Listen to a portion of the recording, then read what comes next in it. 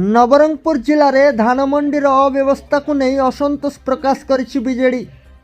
जिला बीजेडी सभापति मनोहर गांधारी भाजपा सरकार चाष मारणा नीति को दल विरोध करुथिबा कहिसंती। उपमुख्यमंत्री के सिंह देव चाषी नाटकबाजी मंतव्य को नहीं क्षोभ प्रकाश करने सह भाजपा मिलर सहित सला सूत्रा नहीं नाटकबाजी करुछि बोली कही से सरकार को टार्गेट करुछंती। धान मंडीर अव्यवस्था सुधार पाई विभिन्न दाबी नहीं आसंता 13 तारिख में जिलार 7टी ब्लॉक चाषी मानक नहीं चक अख बंद करी 12 घंटिया बंद डाकर दि जाइछि, किंतु कौनसी दुकान बजार बंद हेब नहीं।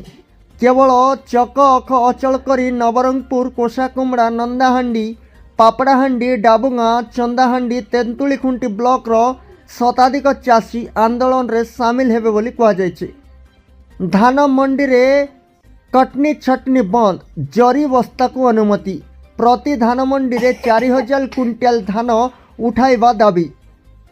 टोकन अवधि मध्य चाषी धान मंडी उठाइबा को दाबी करा जिवो बोली जिला बीजेडी सभापति तथा डाबुगा विधायक मनोहर गांधारी सूचना दैछंती। चाषी धान मंडी उठू नहीं, किंतु मिलरंक गोदाम किभली धान भर्ती होई रहिछि बोली पूर्वतन एमपी प्रदीप माझी प्रश्न करिसंती।